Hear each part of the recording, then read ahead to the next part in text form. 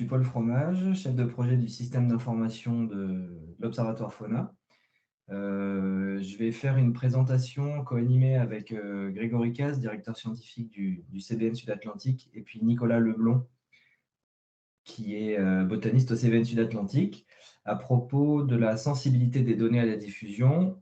Donc, on fait vraiment un focus sur la sensibilité, mais on répondra aussi à vos questions, si vous voulez, bien sûr, sur la mise en conformité RGPD aussi sur nos deux plateformes, OBV et puis Fauna. Alors, Ouais, je vais pour partager mon compléter, écran. Et puis, alors, si pardon, vous avez des questions… Oui, pardon. oui, pardon, Paul, pour compléter, pour ce qui nous concerne, donc c'est au titre du pôle Flore Fonge Habitat pour le SINP Nouvelle-Aquitaine, de la plateforme régionale du SINP Nouvelle-Aquitaine.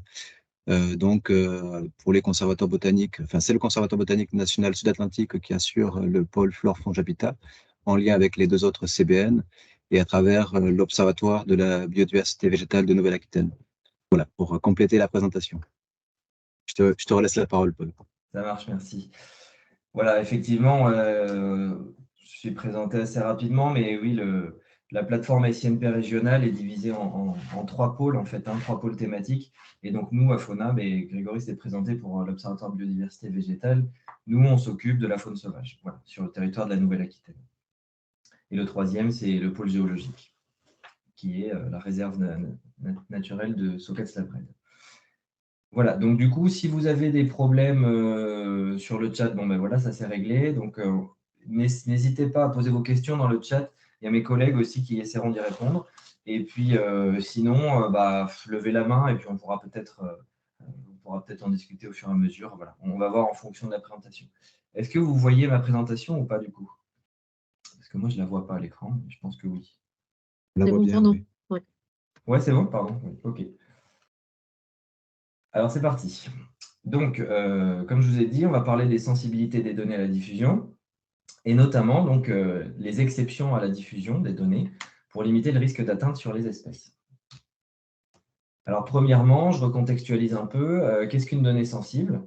Donc, on parle de données sensibles en fait quand le partage de la localisation précise sur les observations, ça peut être des observations d'espèces, d'habitats ou d'éléments géologiques, lorsque cette diffusion de localisation précise présente un risque, en fait, un risque d'atteinte. Voilà, donc c'est une petite exception à l'open data. Qui va caractériser en fait qu'est-ce qui est une donnée sensible et qu'est-ce qui ne l'est pas, et comment surtout le faire. Ça, c'est l'objectif de toute la présentation d'aujourd'hui. Vous allez juste rappeler que puisque le SINP, du coup, alors le SINP, je rappelle, hein, ça a déjà été dit, mais bon, je le rappelle quand même, puisque le SINP, c'est un dispositif partenarial entre le ministère chargé de l'environnement, les associations, les collectivités territoriales, les établissements publics, et puis les services déconcentrés de l'État aussi. Puisque ce SINP, il a pour mission de structurer les connaissances sur l'État et aussi de les diffuser au plus grand nombre. Il a entrepris dès 2014, je vais faire une diapo après sur l'historique un petit peu, de fournir un cadre méthodologique en fait pour appliquer qu'est-ce qu'une donnée sensible et qu'est-ce qui ne doit pas l'être, selon les réglementations en vigueur. Et donc, je suis désolé, je vais moi aussi faire des petits rappels sur les textes réglementaires. Je vais aller assez rapidement là-dessus, mais comme ça, au moins, ils seront dans les diapos qu'on vous partagera, hein. J'ai eu la question tout à l'heure. Comme ça, voilà, vous n'aurez plus besoin de chercher. Donc, tout a commencé en 1998 sur la Convention d'Aarhus, voilà, qui dit globalement qu'il faut mettre à disposition les données au plus grand nombre pour que le public puisse se saisir en fait, du processus décisionnel et la justice également, voilà, en matière d'environnement. Donc, ça a été signé par 39 pays, y compris la France. Et puis, ça a été traduit en droit communautaire, donc en droit européen, un petit peu plus tard, en 2003, sur une directive européenne qui dit deux choses intéressantes que j'ai inscrites juste au-dessous, là, l'article 4.2. C'est qu'en fait, la demande d'information environnementale, qui est encadrée par voilà, toutes ces conventions, elle peut être rejetée lorsque la divulgation des informations porte atteinte à la protection de l'environnement. Par exemple, il cite la localisation d'espèces rares. Voilà. Précise aussi qu'à chaque fois, il y a quand même une balance à prendre en compte et c'est l'intérêt public servi par la divulgation qui est mis en balance avec l'intérêt servi par le refus de divulguer. Voilà. Donc, c'est en d'autres termes, on n'est pas, on n'utilise pas, on va dire, on ne pervertit pas ce système pour flouter à outrance l'ensemble des données. le but, c'est bien quand même de participer, de diffuser un petit peu massivement. Voilà, ensuite, deux, trois petits textes sur le code de l'environnement qui traduit en fait ces références européennes en droit français. Donc en fait, c'est voilà, l'article 411.1a qui dit qu'en fait les données brutes contenues dans les inventaires doivent être diffusées comme des données publiques gratuites et librement réutilisables. Donc en fait, tout ce qui est au cœur du SINP, c'est gratuit et puis librement réutilisable. Sauf si, bien sûr, voilà, la diffusion porte atteinte à la protection de l'environnement. Donc, on retrouve un petit peu les textes qui ont été dits au niveau européen et au niveau international. Et donc, le Code de l'environnement précise aussi dans quelles conditions, en fait, ces données sensibles sont élaborées. Voilà. Et notamment dit qu'il faut qu'il y ait une liste arrêtée par le préfet de région après un avis du CSRPN et du Muséum d'histoire naturelle. Alors, ça ne dit pas qui doit produire les listes, mais comme je vous l'ai mentionné un petit peu avant, puisque le SINP est là et que son objectif, c'est de diffuser l'information, de la structurer, de répondre aux réglementations en vigueur, au final, le muséum, je vous le montrerai un petit peu après, s'est saisi très rapidement, en fait, à partir de 2014, de ce sujet pour établir en fait un cadre méthodologique de référence. Voilà. Et bon, je rappelle la phrase que Arnaud a dite tout à l'heure, d'une circulaire beaucoup plus récente, en 2020, du ministère de la Transition écologique et solidaire, qui dit que la communication reste le principe et le refus demeure l'exception. Et c'est dans cette optique qu'on construit nos listes. Voilà, alors ce cadre méthodologique fourni par le SINP, en fait, il y a eu un premier groupe de travail qui a été piloté par Patrinat, donc l'UMS Patrinat, qui regroupait à l'époque, alors je ne dis pas de bêtises, s'il y a quelqu'un de Patrinat ici, parce que là, sur le logo, il y a marqué OFB, Muséum, CNRS et IRD. Alors, l'IRD n'y était pas à l'époque, c'est certain. Mais voilà, c'est donc une unité mixte de service à l'époque, en tout cas. Maintenant, ça a changé. Et le Muséum d'histoire naturelle. Qui a abouti en 2014 à une première version de ce guide méthodologique. Donc, dans les diapos suivantes, on expliquera vraiment l'historique et les travaux qu'on a menés, nous, au niveau régional. Et en fait, entre 2014 et 2020, comme vous pouvez le voir sur le diaporama, là, les régions travaillaient en fait, à l'établissement des listes à partir de ce guide méthodologique. En 2020, donc voilà, après 6 ans d'expérience, le muséum a commandé un audit de la démarche auprès des différentes régions pour savoir, au niveau qualitatif, quantitatif, le contenu des listes, est-ce qu'elles étaient cohérentes entre elles, est-ce que ça pouvait être complémentaire entre le niveau régional, national notamment. Le rapport est disponible sur le site du SINP si ça vous intéresse, de l'INPN et Nature France. Suite à cet audit, en 2021, il y a eu une réactualisation du groupe de travail, donc qui s'est réuni pour la seconde fois, avec cette fois-ci des acteurs un petit peu plus, un panel d'acteurs un peu plus large, et notamment donc une participation assez active du CBN Sud-Atlantique et puis de Fauna aussi. Voilà, donc ce groupe de travail a conduit à la publication d'un nouveau guide en 2022 et qui a pris en compte en fait l'audit qui avait été réalisé en 2020, mais aussi notamment les réglementations en vigueur qui ont pu paraître entre 2014 et 2022. Voilà. Alors, quel est l'objectif de ce guide? Ce guide, l'objectif, c'est d'établir un référentiel de sensibilité des espèces. Donc, je vais faire une partie sur les définitions d'un référentiel et quelle est la procédure d'élaboration en Nouvelle-Aquitaine pour arriver à ces listes. Donc, le référentiel de sensibilité sur les espèces, c'est une liste, tout simplement, d'espèces potentiellement sensibles qui sont accompagnées des conditions d'application qui constituent la sensibilité des données de ces espèces potentiellement sensibles. Alors, pourquoi on parle d'espèces potentiellement sensibles? Parce que, justement, parmi les conditions d'application, il y a trois piliers. Il y a des conditions qui sont liées au contexte de l'observation. Et donc, notamment, une espèce n'est pas sensible dans l'absolu. Elle devient sensible seulement lorsqu'elle a des conditions, des contextes d'observation particuliers. Donc, notamment, on a mis 3 exemples. De toute façon, mon diaporama est pas mal tiré du guide technique national. Donc, associé à la localisation, on a la possibilité de décrire une donnée sensible dans un département et pas dans une autre, pour la même espèce. En fonction de la période aussi. il y a des données d'espèces qui seront sensibles pendant la période de reproduction et d'autres non. En fonction du stade biologique, il y a pas mal de données qui sont sensibles pour certaines espèces que s'il y a un comportement de reproduction ou que si ça identifie le gîte, par exemple, pour les chiroptères, etc. Et puis après, en fait, ce référentiel dit, bon, bah, dans tel contexte d'application et pour telle espèce, la donnée, elle est sensible. Et ce référentiel décrit sous quel niveau, avec quelle précision de dégradation la donnée doit être disponible au grand public. Voilà, donc par rapport au guide de 2014, le nouveau guide dispose de plusieurs niveaux, voilà, de plus de niveaux de floutage géographique et notamment l'apparition du floutage à la maille de 1 km et de 2 fois 2 km. Voilà, ce qui va nous permettre d'affiner un petit peu plus au contexte régional. Et puis la durée du floutage de la localisation également. Voilà. Pendant combien de temps après la date d'observation, la donnée reste sensible? Moi, je prends toujours l'exemple des données historiques d'une espèce disparue, par exemple, ou qui est en train de revenir, donc par exemple le loup. Les données historiques de 1800, évidemment, elles sont plus sensibles. Voilà, donc ça, c'est juste à titre d'exemple, une petite partie du référentiel faune qui est publié, donc où on peut retrouver l'ensemble des conditions d'application que je viens de nommer.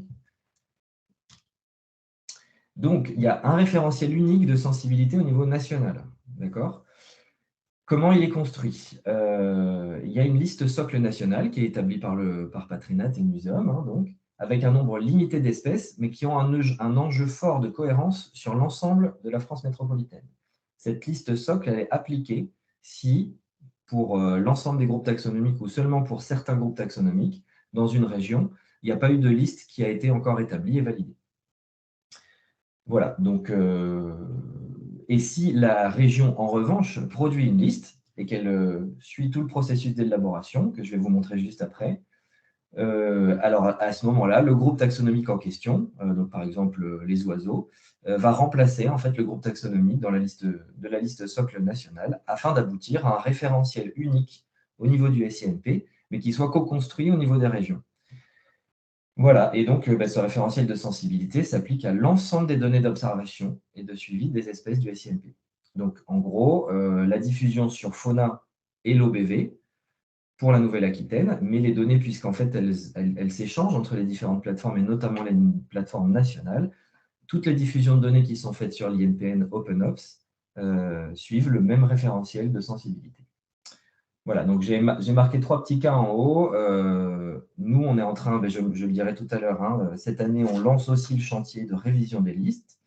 Et donc, il faudra veiller à faire attention aussi aux listes de sensibilité qui ont été établies sur les régions voisines.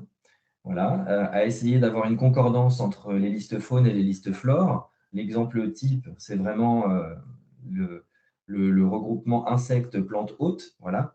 S'il y a un insecte qui est sensible, il faut aussi flotter, mettre sensible la plante hôte pour pas que ça révèle la position de l'espèce. Et puis, essayer de prendre en compte un peu la liste socle nationale au niveau de l'établissement de la liste régionale. Par exemple, si au niveau national, il préconise un floutage de 10 km sur une espèce, nous, au niveau régional, ça serait bien d'essayer de ne pas aller au-delà. Alors, voilà la procédure d'élaboration des listes. Alors, j'ai mis Nouvelle-Aquitaine parce qu'en fait, c'est le webinaire Nouvelle-Aquitaine, mais c'est la procédure d'élaboration pour l'ensemble de la France.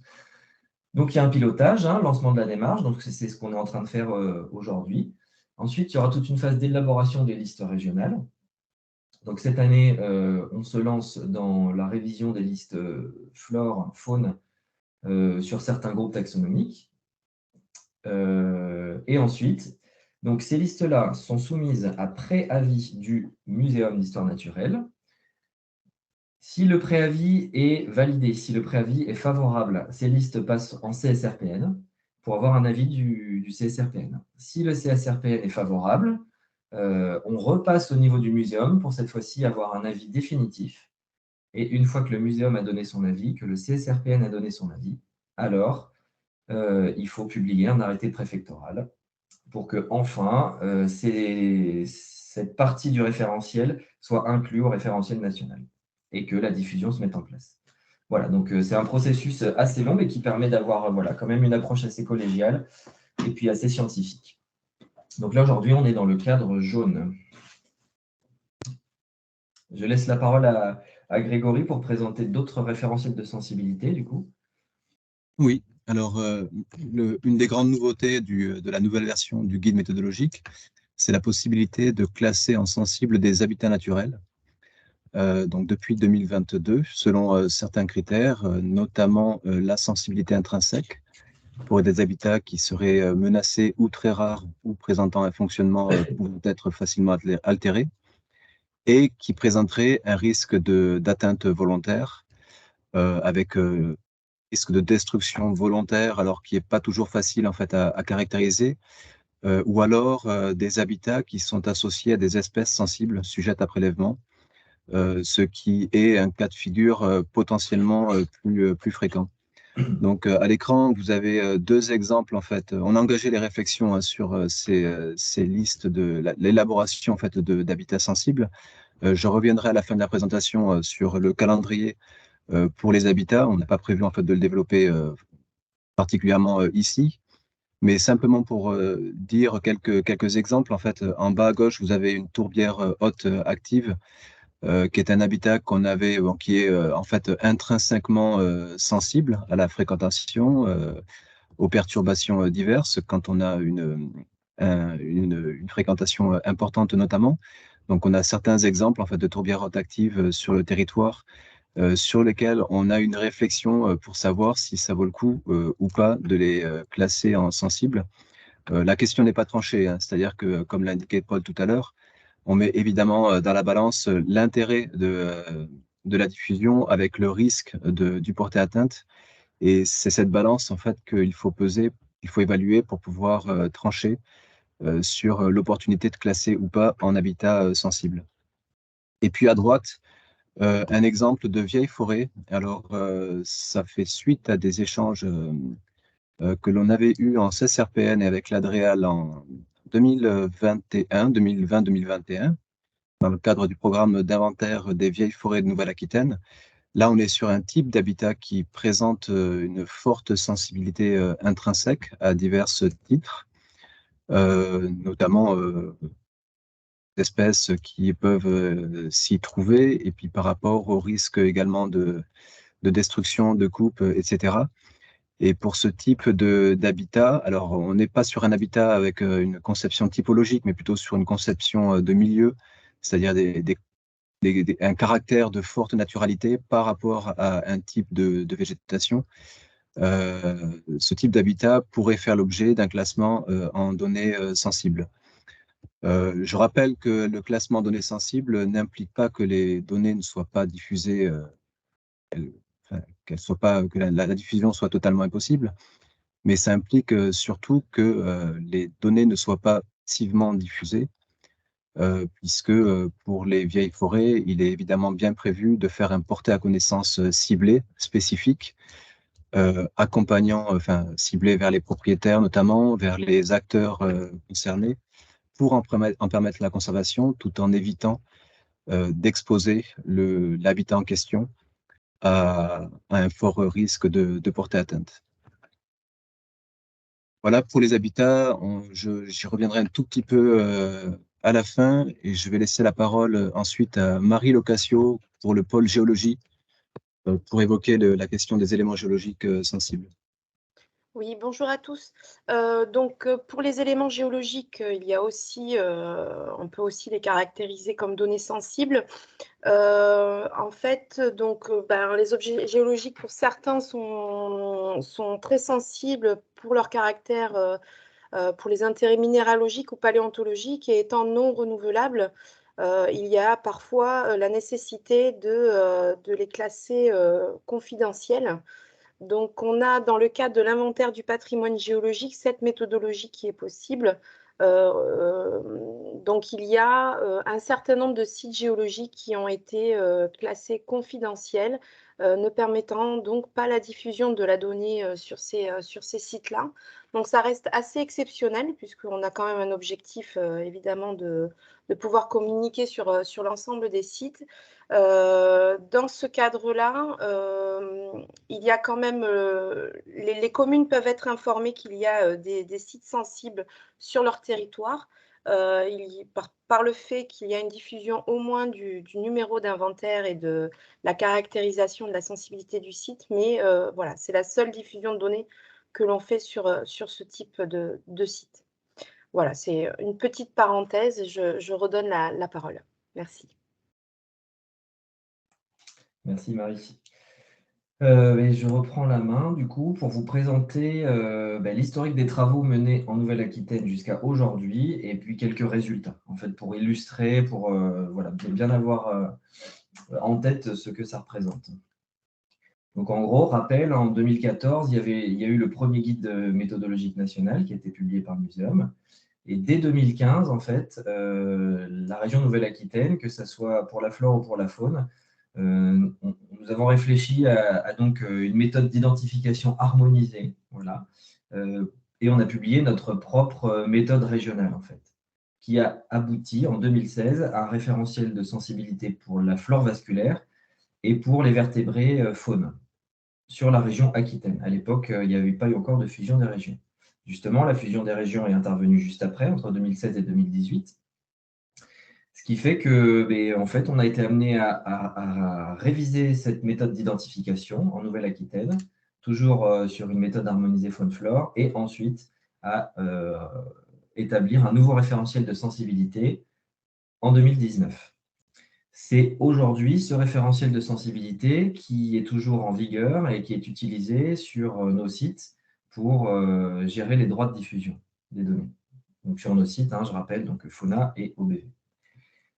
Alors, il y a eu un temps de latence. En fait, il y a eu un gros temps de latence entre 2019 et le 12 janvier 2022 où il y a eu l'arrêté préfectoral seulement qui a fixé la liste des données sensibles. Bon, au final, on n'avait pas attendu l'arrêté pour utiliser cette liste-là qui avait quand même été validée par le CSRPN et par le Muséum. Et donc, la diffusion de sensibilité était déjà effective en fait entre ces deux dates.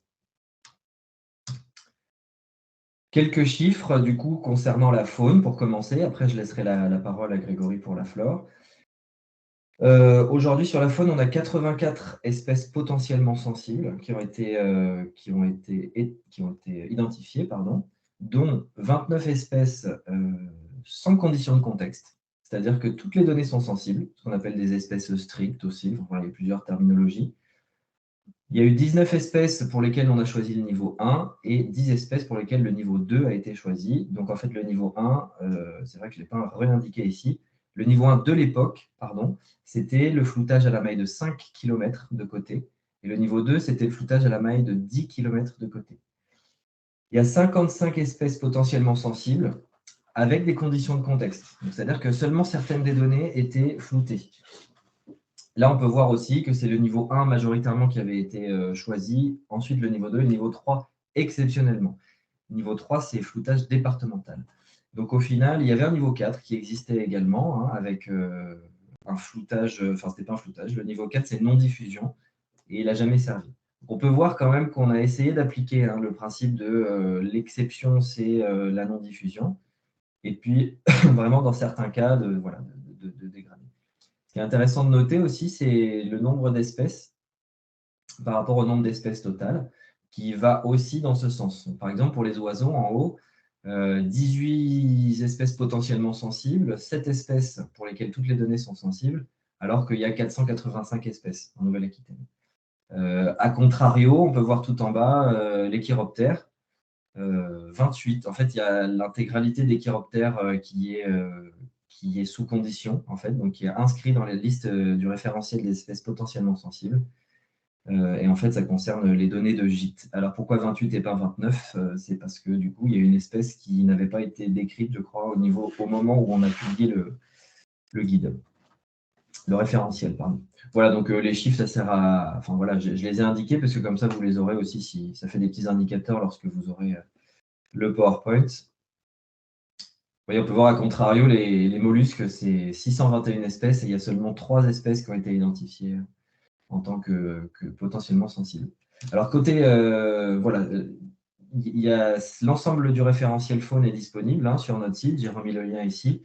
Voilà, et on peut voir, on a trié sensibilité totale, sensibilité partielle. Ça, c'est une grosse liste. Mais finalement, dans le document, vous avez à chaque fois toutes les conditions d'application, que ce soit la durée, que ce soit la localisation ou les conditions de contexte.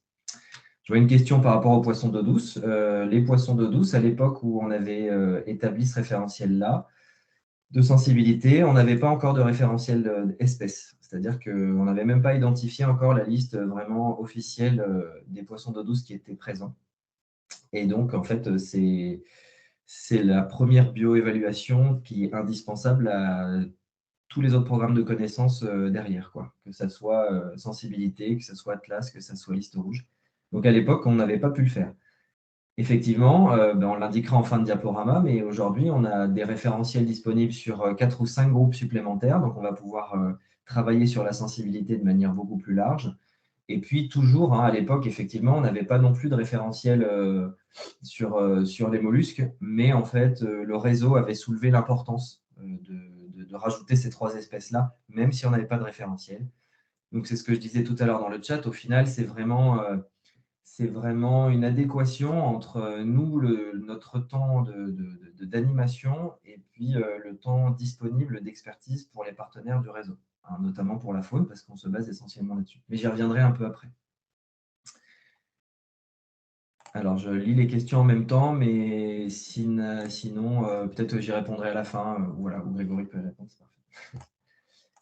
Concernant les données, quelques petits indicateurs également, histoire d'illustrer. Aujourd'hui, on a 7,9 millions de données dans le SINP Faune, qui mélange données d'occurrence, donc données précises, et données de synthèse. Données de synthèse, c'est des données agrégées, par exemple, de type Atlas, quoi.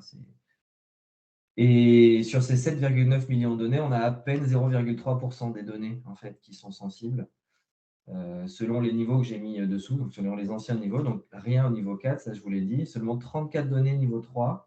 Et puis après, c'est 2 tiers, 1 tiers, on va dire, entre niveau 1 et niveau 2.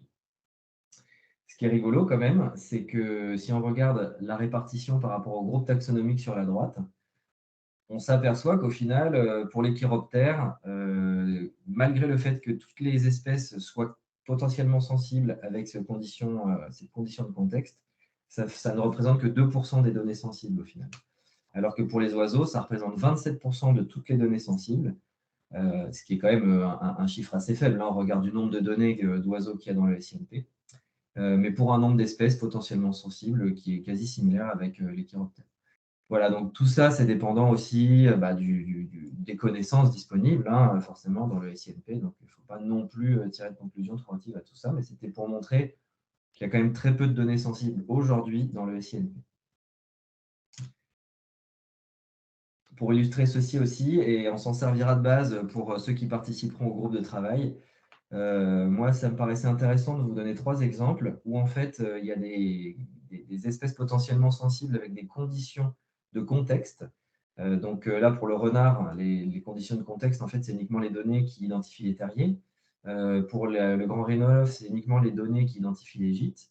Et pour le milan royal, c'est uniquement les données de reproduction, comme pour la plupart des rapaces.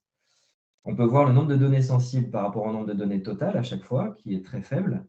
Et ce qu'on a mis dessous, c'est le nombre de données pour lesquelles nous n'avons aucun descriptif. C'est-à-dire que pour le renard roux, par exemple, nous avons 12 303 données pour lesquelles on a juste la localisation, la date et l'espèce.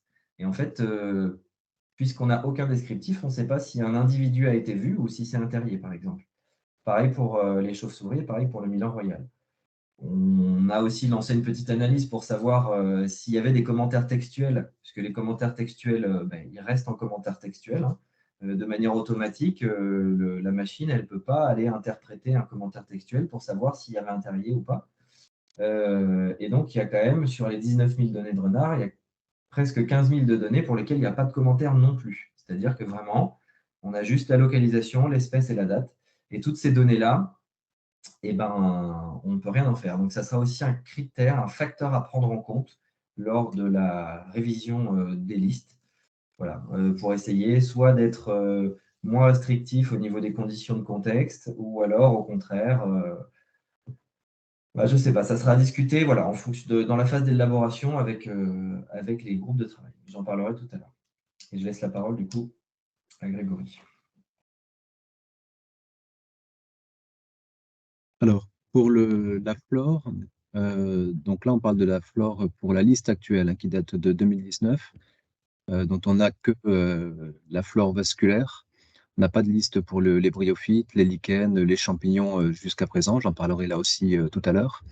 Donc actuellement, on a 154 espèces sensibles, ce qui représente moins de 3,5% des plus de 4000 taxons de la flore vasculaire de Nouvelle-Aquitaine.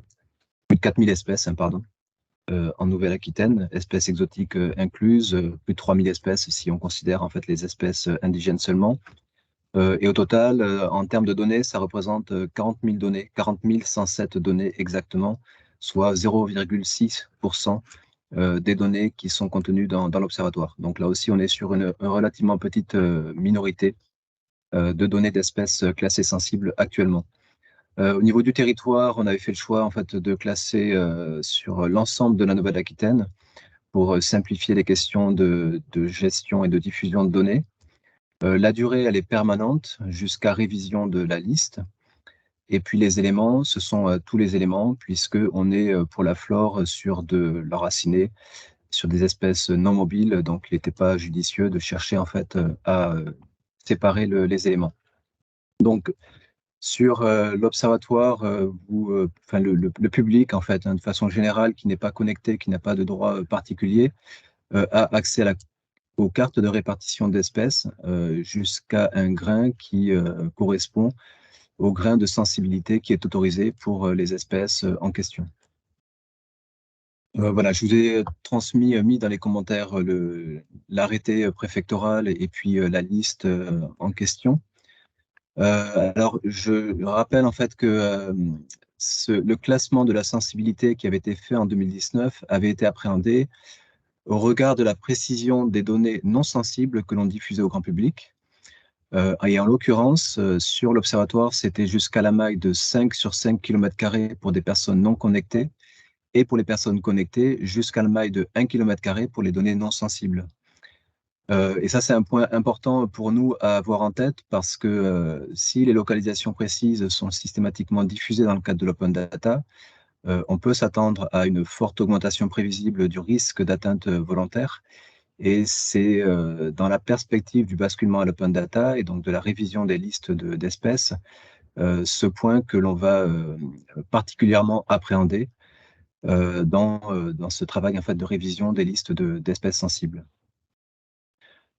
Tu peux passer à la diapo suivante, Paul, pour un petit peu illustrer très concrètement, en fait, faire un petit peu toucher du doigt les enjeux et les risques d'atteinte volontaire. J'ai mis à l'écran quelques exemples assez parlants, sachant qu'il y en a beaucoup, en fait, beaucoup d'autres, mais d'atteinte volontaire, de destruction ou de pillage qui font suite à de la diffusion d'informations.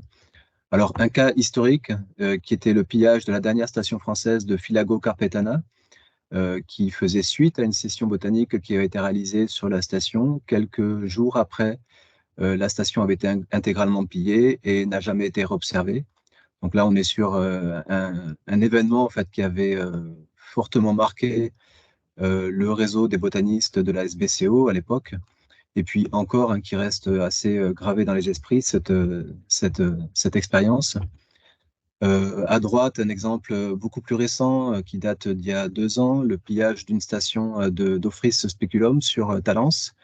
La population était matérialisée, les pieds étaient matérialisés pour qu'il en soit tenu compte dans le cadre de la gestion.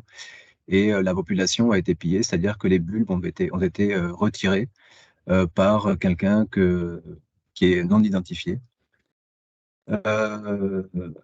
Exemple en bas à gauche, alors d'une espèce qui n'est pas menacée à l'échelle régionale, qui présente encore des populations abondantes, mais qui est un cas intéressant d'une espèce qui fait l'objet de prélèvements massifs. C'est donc l'ail des ours, soit pour de l'usage individuel, soit pour de l'usage commercial. On a donc Portail d'espace naturel travaille dessus dans le sud de la région. Le CBN des Pyrénées a engagé en fait une enquête actuellement pour évaluer les impacts du prélèvement massif d'ail des ours sur les populations. On a aussi des exemples en Dordogne, la Société botanique du Périgord qui nous a fait remonter des fois des expériences avec des personnes qui faisaient du ratissage d'ail des ours et qui remplissaient des camionnettes entières d'ail des ours. Donc voilà un exemple en fait très concret en fait de prélèvement massif. Et puis le dernier exemple qui est un peu particulier, en bas à gauche, c'est la destruction volontaire de stations d'espèces protégées. Donc là, j'ai mis l'exemple du lycopode inondé, une station sur le plateau landais qui avait été portée à connaissance du propriétaire, qui était connu du propriétaire. Alors c'est toujours un petit peu compliqué de démontrer qu'il y a eu un acte délibéré de destruction d'une station d'espèces protégée. Mais là, en l'occurrence, le propriétaire avait connaissance de cette station et la station a été délibérément détruite. Donc évidemment, ce genre de cas, en fait, il nous interpelle, il nous invite à être très prudents. J'en profite d'ailleurs pour dire qu'on a même parfois des portées à connaissance qui sont faits et des destructions qui sont faites malgré tout. Les personnes en question invoquant la négligence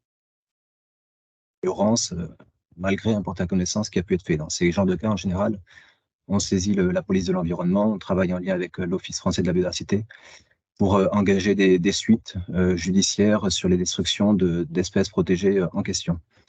Pour revenir sur la question de la sensibilité, ce sont évidemment des cas en fait, qui nous permettent de construire en fait, notre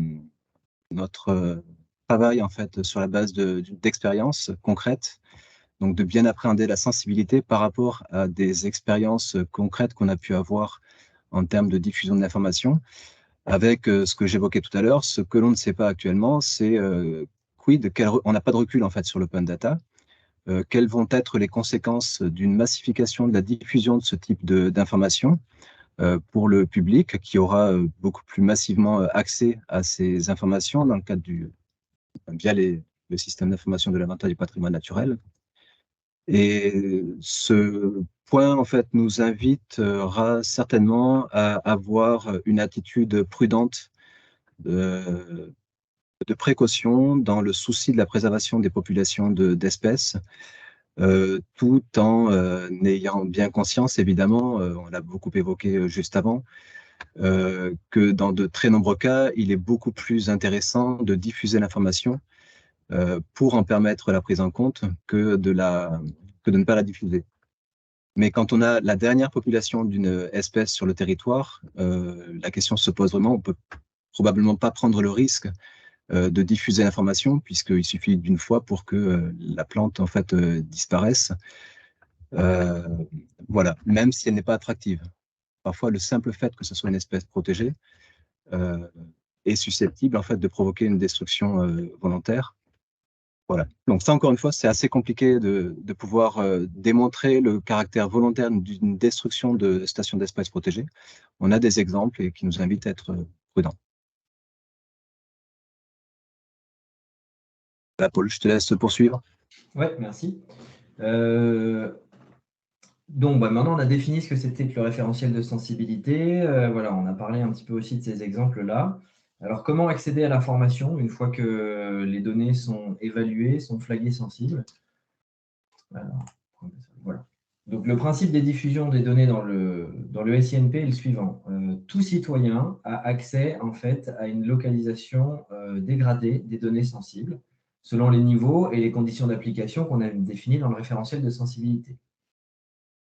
Voilà, le floutage, ça c'est un rappel important, n'est pas effectué par le producteur au moment de la fourniture des données dans le SINP, mais c'est bien effectué par la plateforme du SINP pour les besoins de diffusion, de bancarisation, etc. Parce qu'il y a certains acteurs qui, du coup, ont accès à ces données sensibles, et puis l'accès aux données sensibles est aussi rendu possible en faisant une demande, ce qu'on va expliquer un peu après. Là, c'est le cas particulier donc, des autorités publiques. Donc, rappel un petit peu de la charte régionale du SINP, donc qui va bien sûr être révisée prochainement, comme l'a dit Arnaud, pour avoir un schéma de données régionales, mais n'empêche que c'est quand même elle qui existe aujourd'hui sur la Nouvelle-Aquitaine. Il y a le schéma métier du SINP, il y a le code de l'environnement, etc., qui précise que les autorités publiques, donc à savoir l'État, les collectivités territoriales, les établissements publics et les personnes chargées d'une mission de service public en rapport avec l'environnement, doivent avoir accès en fait à ces données sensibles pour les biens de leur mission et finalement pour la préservation de l'environnement. Donc en Nouvelle-Aquitaine, on a adapté ça, on a adapté ce texte de loi, on l'avait inscrit dans la charte et ça perdure aujourd'hui. On a mis en place donc sur les 2 portails existants, le portail Fauna et le portail de OBV, on a mis en place des accès habilités qui sont en fait ouverts nominativement. Donc, ce n'est pas des accès qui sont ouverts aux organismes, mais qui sont ouverts nominativement à certaines personnes qui travaillent dans certains organismes. Alors, la liste des organismes, elle est figée, elle est arrêtée, c'est la suivante. C'est donc l'ADREAL, l'OFB, la région, les DDT et les départements. Et ensuite, pour les personnes chargées d'une mission de service public en rapport avec l'environnement, on a aussi élargi ça donc aux parcs nationaux, aux PNR, aux réserves, aux gestionnaires Natura 2000 et aux SEN Nouvelle-Aquitaine. Voilà, donc dans ces organismes, il y a certaines personnes qui ont des droits sur l'OBV et sur Fauna, qui n'ont pas besoin de faire des demandes motivées systématiquement pour accéder aux données environnementales. Et pour tous les citoyens, donc qui ne font pas partie de ces catégories-là d'autorité publique, pour tous les citoyens, nos 2 portails disposent de formulaires en ligne qui permettent très rapidement de formuler une demande.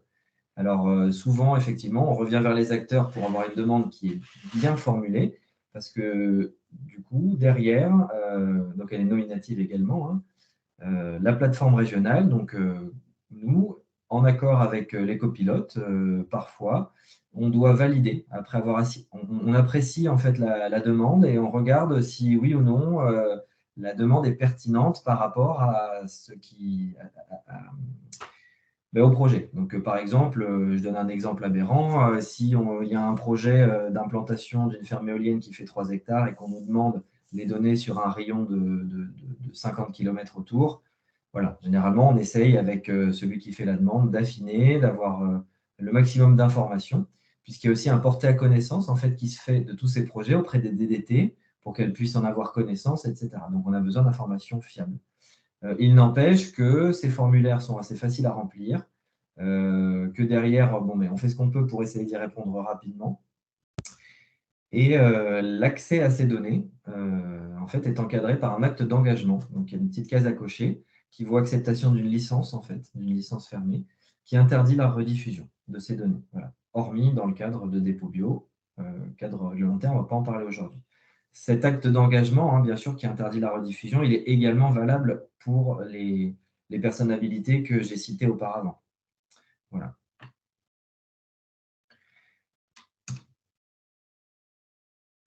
Voilà, je laisse la parole à Grégory sur la méthodologie, donc vraiment l'identification des espèces pour les inscrire sur le référentiel de sensibilité. Oui, tu peux passer à la diapo suivante. Voilà. Alors, quelques points de méthode. Je vais essayer de rester assez simple puisqu'on va l'appréhender en fait, dans le cadre des exemples. Donc, on a 3 critères qui sont nécessaires pour qu'une espèce soit classée sensible, pour qu'une donnée plus précisément soit classée sensible. Le critère A qui est le risque d'atteinte volontaire, le critère B qui est la sensibilité intrinsèque, et puis le critère C qui est l'effet de la diffusion. Alors, dans l'application de cette méthode, on commence en général de notre côté par la caractérisation de la sensibilité, qui concerne les espèces menacées sur les listes rouges ou les espèces quasi menacées ou non évaluées lorsqu'elles sont rares au niveau régional. Et enfin, sur cette sensibilité intrinsèque de l'espèce, on peut également en fait, tenir compte de la sensibilité du milieu en cas de fréquentation et puis de dérangement. Un critère d'habitat qui est utilisé de façon un peu plus exceptionnelle, ce sont plutôt les critères en fait, de menace qui sont retenus en première approche. Une fois que le critère B est caractérisé, on caractérise le risque d'atteinte volontaire, qui est le critère A. Là, le but, c'est d'évaluer la sensibilité des espèces à une activité humaine susceptible de nuire à l'état des populations. Donc, ça concerne les espèces sujettes à atteinte directe, prélèvement, dérangement ou destruction. Destruction volontaire, comme je l'ai évoqué tout à l'heure dans les exemples que l'on a montrés. Et la connaissance de cas susceptibles d'affecter l'état des populations. Alors ça, c'est un point que l'on n'a pas forcément, que l'on n'avait pas déjà en 2019 systématiquement utilisé. On avait aussi appliqué un principe de précaution en quelque sorte, parce que c'est souvent, dans pas mal de cas, c'est pas connu. Et puis les activités illégales sont par définition, enfin presque par définition, très peu identifiées. Voilà, donc ce risque d'atteinte volontaire sur les populations qui est pris en compte en deuxième critère, et ensuite en troisième critère, c'est l'effet de la diffusion. Donc la question à laquelle il s'agit de répondre dans l'appréhension de ce critère, c'est est-ce que la diffusion de l'information augmente le risque?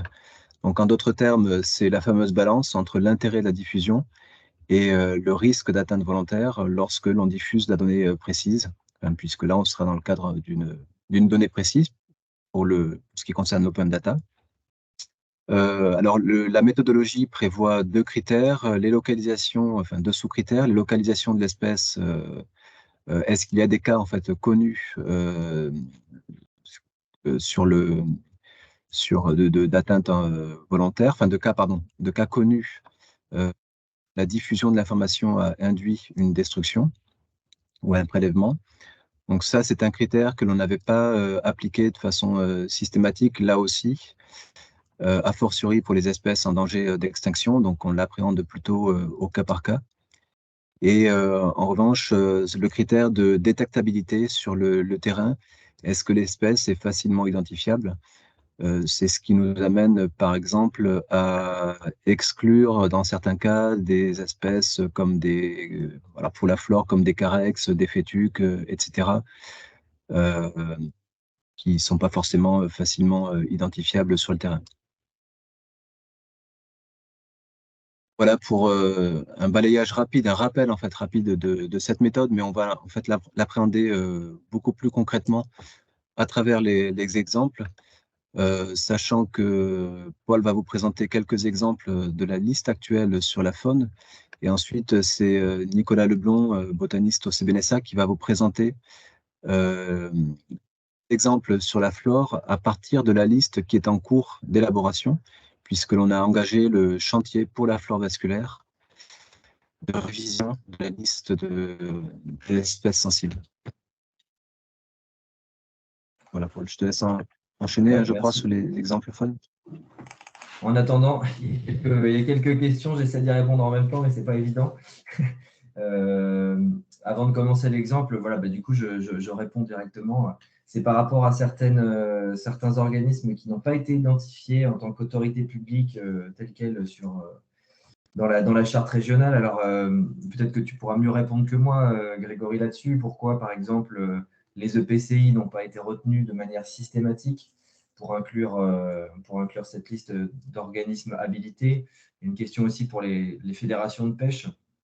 Voilà, donc je rappelle quand même que de toute façon, il y a la charte régionale qui va évoluer vers un nouveau schéma régional. Ça sera l'occasion de reposer ces questions. Et tout ça, c'est discuté en fait en équipe d'animation SINP, donc avec notamment un certain nombre d'acteurs. Et puis ensuite, avec les copilotes qui sont DREAL, OFB, Région. Donc effectivement, cette journée aujourd'hui, c'est très bien qu'on ait ce genre de remarques. Ça va permettre d'apporter un petit peu de billes pour la révision de ce schéma, quoi. Je ne sais pas si tu veux ajouter quelque chose là-dessus, Grégory, du coup. On passe spécialement peut-être Arnaud pour l'Adréal sur les EPCI.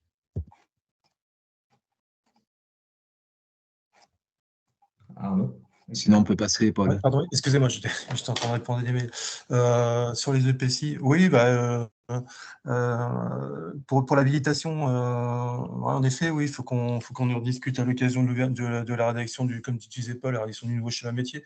Mais Ouais. normalement, il n'y a pas de raison que les EPCI ne soient pas concernés par cet accès. Enfin, voilà, il faut qu'on en reparle. Mais, Oui, il faut que ça soit bien encadré en fait aussi, parce que c'est vrai qu'il y a la notion de, enfin, une fois que les données sont diffusées, c'est pour les besoins en fait. Les données sont accessibles pour les besoins des missions de service public en rapport avec l'environnement qu'elles mènent et pas pour d'autres diffusions. Donc en fait, il y a un accompagnement, il y a une petite sensibilisation. On n'a peut-être pas eu aussi la force de frappe parce qu'on est quand même assez à flux tendu pour faire cette sensibilisation auprès de tous les acteurs. Donc c'est pour ça que ce genre de webinaire existe. Et ben, n'hésitez pas à commenter justement parce que comme ça nous apportera un petit peu de grain à moudre.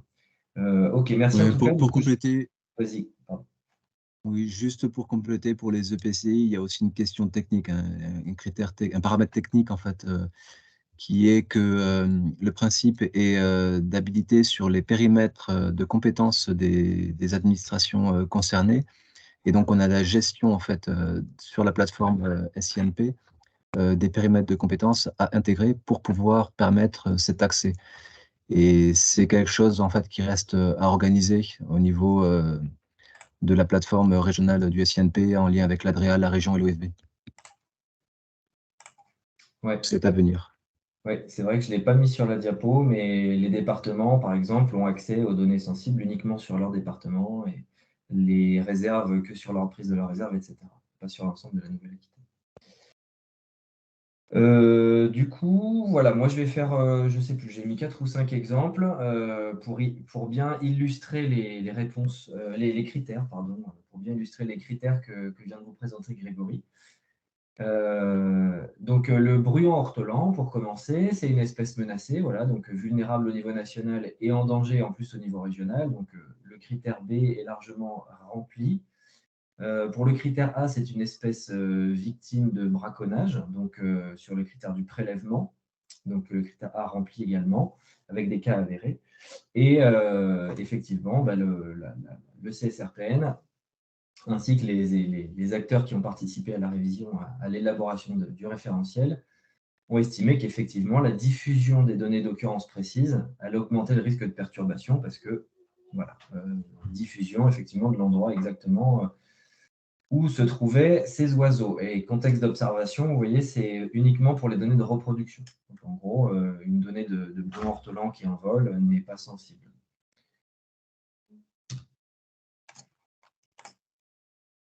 Au niveau de l'autour des palombes, là, c'est un autre cas. C'est toujours du prélèvement, mais à des fins de destruction directe qui sont encore constatées aujourd'hui, voilà, notamment pour les pratiques de déserrage.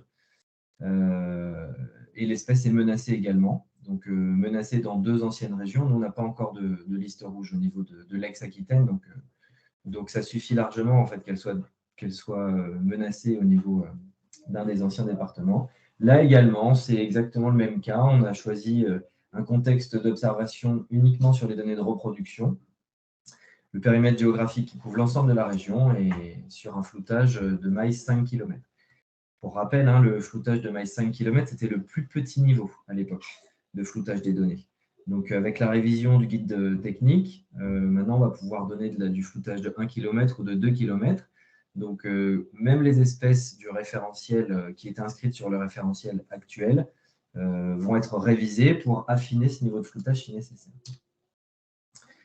Le CEPS strié, voilà, qui est, alors cette fois-ci, c'est le critère B, non plus le critère B1A, mais le critère B1B, puisque cette espèce, elle a été évaluée sur les listes rouges, mais elle a été classée DD, données insuffisantes, parce qu'en fait, il y a très très peu de données, c'est une espèce très difficile à prospecter. Donc, le guide technique permet quand même que ce type d'espèce soit évalué si le niveau de rareté est vraiment exceptionnel. Donc là, c'est le cas. C'est le cas, il y a très très peu de stations de CEPS strié connues aujourd'hui. En plus de ça, il y a un attrait naturaliste très fort et qui nécessite de protéger par avance en fait, la découverte d'une nouvelle station pour éviter les dérangements. Voilà, donc effectivement, la diffusion des risques, des localisations précises serait trop dangereuse. Et donc, il a été décidé, là, cette fois sur toutes les données, sur toute la région, de flouter géographiquement à la maille 5.5 s'il y a la découverte d'une nouvelle station. Un autre exemple, la vipère de Séoane, où on a aussi décidé de flouter sur l'ensemble de la région, bien que la vipère soit localisée uniquement dans le département des Pyrénées-Atlantiques, mais cette fois-ci, enfin non, c'est pas cette fois-ci, c'est vrai que sur la faune, il y a quand même, c'est souvent les mêmes critères qui sont utilisés, hein. Donc l'espèce est menacée, il y a un très fort attrait naturaliste avec des dérangements avérés, hein, donc des cas de dérangement, des cas de prélèvement qui sont fortement suspectés également. Voilà, donc entraînant un classement en sensibilité niveau 1. Deux espèces pour terminer. Le grand murin, donc là, c'était l'exemple dans le guide des espèces qui ne sont pas menacées. Donc c'est une espèce qui est non menacée, donc qui est LC, préoccupation mineure, et en Aquitaine et en Poitou-Charentes, et au niveau national, mais qui fait partie du critère B2, donc d'une communauté d'espèces qui est menacée, de manière un peu plus large. En plus, il y a un attrait naturaliste et donc des risques de dérangement. Il y a même des cas de destruction qui ont été cités dans la liste socle nationale dont je parlais tout à l'heure. Et cette espèce est assez facilement détectable au final. Le contexte d'observation gîte, les données de gîte de cette espèce ont été cette fois-ci inscrites avec une dégradation de niveau 2, donc une maille de 10 km. Voilà, là aussi, par exemple, là, quand on identifie un contexte d'observation gîte sur des chiroptères, voilà, si on réduit trop faiblement, par exemple sur une maille de 1 km, c'est très facile finalement de retrouver la localisation du gîte, d'où le floutage un petit peu plus important que pour un nid d'oiseau, par exemple. Et enfin, c'est mon dernier exemple, c'est le gypaète barbu, qui est menacé au niveau national. Et en plus de ça, donc en fait, ça aurait suffi, hein, le fait qu'il soit inscrit sur une liste rouge en tant qu'espèce menacée. Et en plus de ça, il y a une démographie qui est très faible. Voilà, seulement une dizaine de couples présents en Aquitaine. C'est une espèce qui est très sensible au dérangement. Il y a eu des échecs de reproduction qui ont été avérés, parce que forcément, il y a un attrait naturaliste assez fort. Et des cas possibles de destruction volontaire. Mais de toute façon, ça aurait suffi les échecs de reproduction avérés, hein. Donc là, évidemment, la diffusion des espèces, des données de reproduction, que ce soit l'emplacement du nid, que ça soit une ponte, etc., c'est non diffusé et c'est flouté à la maille de 10 km.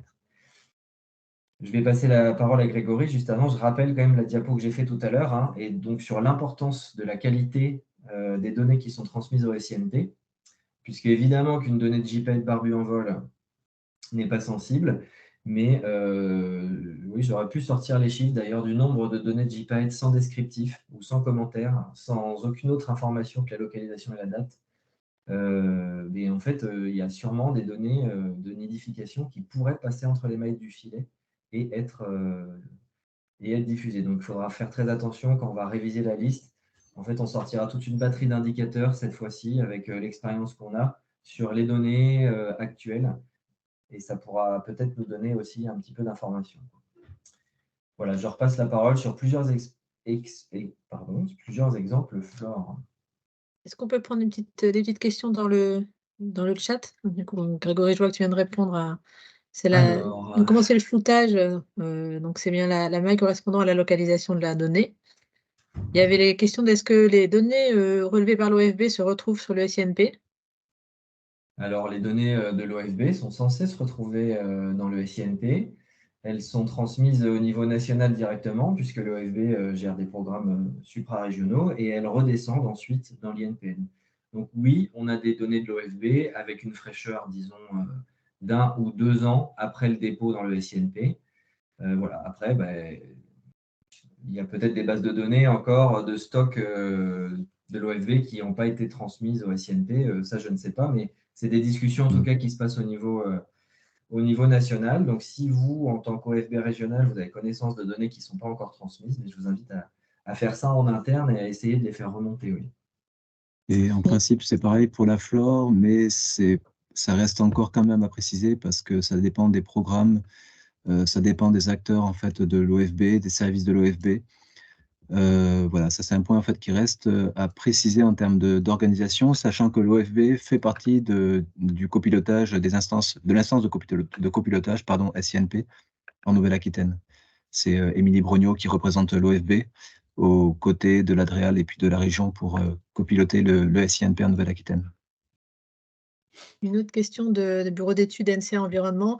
Comment doit-on procéder dans le cadre de la réalisation d'études d'impact afin de ne pas divulguer de données sensibles nécessaires aux analyses de variantes ou aux analyses d'impact dans le cadre de la démarche ERC? Parle ici de données qui seraient issues de demandes spécifiques. La question de proximité avec des projets est toujours problématique. La compréhension du document produit risque d'être limitée à l'administration et aux structures qui auraient accès à ces données localisées. Donc, comment on gère les données sensibles dans le cadre des études d'impact, quoi? À la fois, on en a besoin et c'est censé être des documents publics. Donc, voilà, comment on peut faire la restitution? Est-ce qu'il faut faire 2 versions? C'est une bonne question. Oui, c'est une question qui est, à ma connaissance, qui n'a pas encore été vraiment complètement tranchée. Peut-être que l'Adréal ou s'il y a quelqu'un de Patrinat pourra nous éclairer. En tout cas, on a déjà eu ce problème. On a déjà été amené en fait à inviter les porteurs de projets à limiter la diffusion, le porter à connaissance, à flouter en fait les informations de données sensibles dans les documents qu'ils diffusaient, puisqu'on a déjà retrouvé en fait des données, effectivement, des localisations de données sensibles sur des documents qui faisaient l'objet de consultations publiques.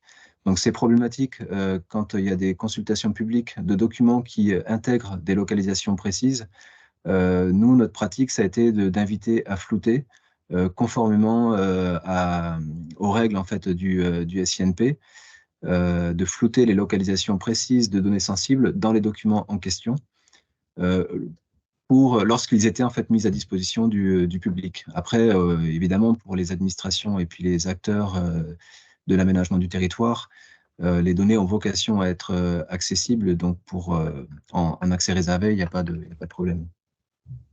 Ouais, peut-être faire 2 versions, effectivement. En tout cas, avec un floutage, en fait. Ouais, avec un dans le cadre floutage d'études d'impact, qui est un masque en fait qui est mis sur les cartes. C'est ce que l'on avait invité à faire les porteurs de projets concernés avec lesquels on avait échangé.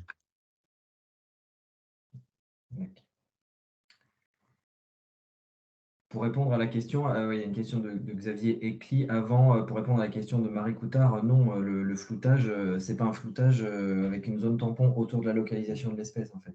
Il y a un maillage national qui découpe le territoire en mailles de 10 km sur 10 km, et c'est celui-ci qu'on utilise. Donc la maille, la donnée peut être localisée au centre, dans un coin, n'importe où.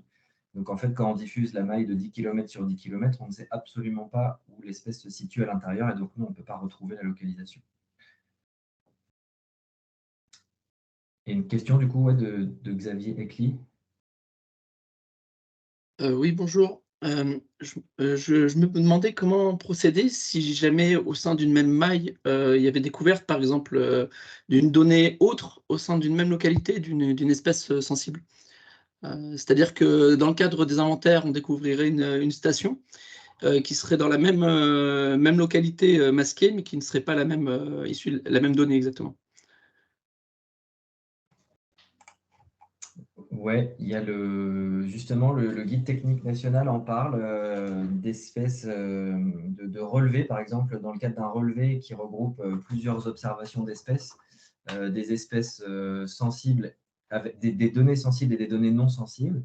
Effectivement, la divulgation du relevé, et notamment du lien entre les différentes observations, elle pourrait amener à trouver à trouver la localisation de l'espèce. Donc, ça a été indiqué dans le guide que ce qui est préconisé, c'est de séparer finalement, c'est-à-dire de séparer les observations sensibles en question pour les mettre de côté, quitte à déstructurer un petit peu l'information scientifique du relevé. Mais c'est vrai que tous ces cas, il faut vraiment les prendre en compte, mais c'est difficile. Après, bon, il faut avoir une bonne connaissance technique, scientifique, etc. Mais voilà, en tout cas, on a conscience de ce cas-là, et c'est vrai que c'est pas évident, voilà, au niveau informatique, à gérer tout ça. Et ce qu'on peut dire, c'est aussi c'est quelque chose qui s'apprécie quand même au cas par cas, puisqu'on est toujours dans cette problématique de pouvoir mettre dans la balance l'intérêt de la diffusion avec le risque de porter atteinte. Donc là, ce que l'on qualifie, ce sont les données sensibles pour une diffusion grand public massive via le SINP. Quand on est sur des documents qui sont portés à connaissance en lien avec des projets d'aménagement, on est en général en fait sur des diffusions un petit peu plus restreintes tout de même. Et donc, on apprécie quand même au cas par cas l'intérêt en fait du porté à connaissance. J'avais évoqué la question du floutage. Ça peut être non pas un floutage de la localisation de l'observation, mais un masquage de l'identité du taxon, par exemple. Voilà. Dans le cas que je citais tout à l'heure, c'était pour le porteur de projet là, qui avait diffusé une information précise. On était sur le cas d'une espèce dont on avait la seule population régionale et qui en plus était attractive.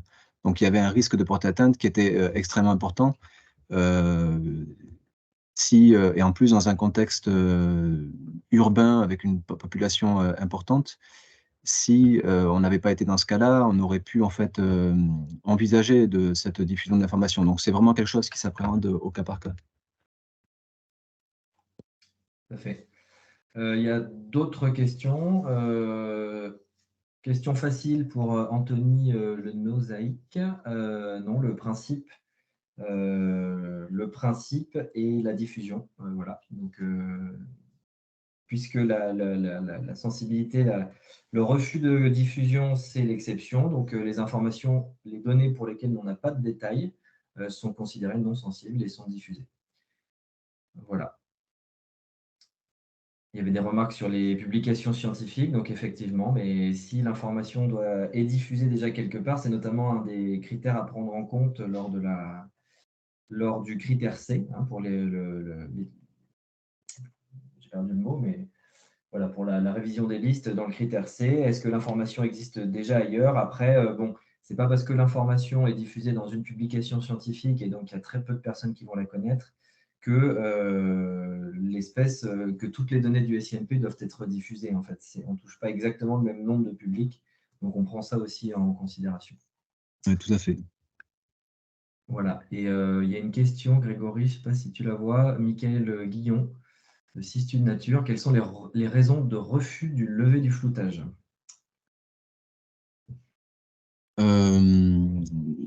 Les raisons du refus de lever de floutage, c'est lorsqu'on considère qu'il y a un risque d'atteinte volontaire avéré. Dans ce genre de cas, on peut être amené à refuser de lever le floutage de la diffusion de l'information. Donc là, encore une fois, on est dans du cas par cas. Le souci, c'est la préservation des populations d'espèces que l'on diffuse. Dans de nombreux cas, je prends l'exemple en fait des transmissions de données qui nous sont faites pour des projets d'aménagement. On a, je pense, autour de 600 demandes de transmission de données par an.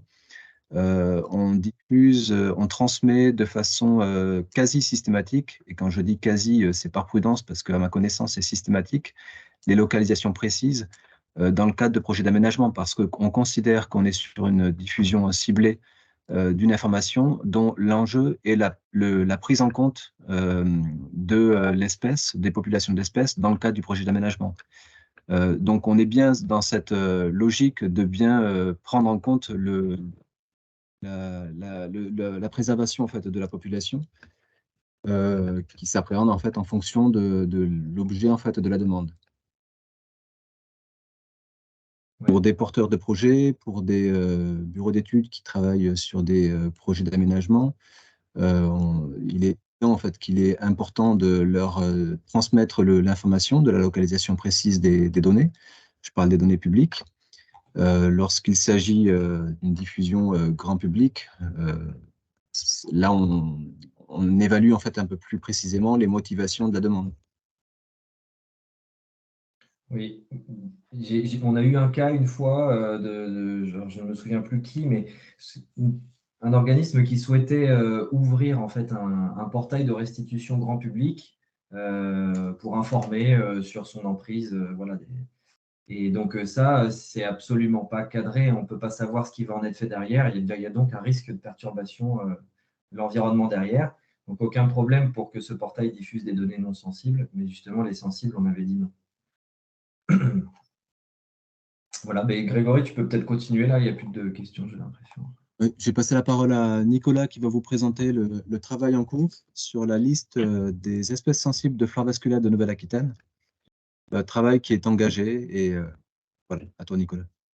Ouais, je suis là, bonjour à tous, je n'ai pas encore parlé. Du coup, Nicolas Leblanc, je suis botaniste au CBNSA. Je travaille sur la flore vasculaire.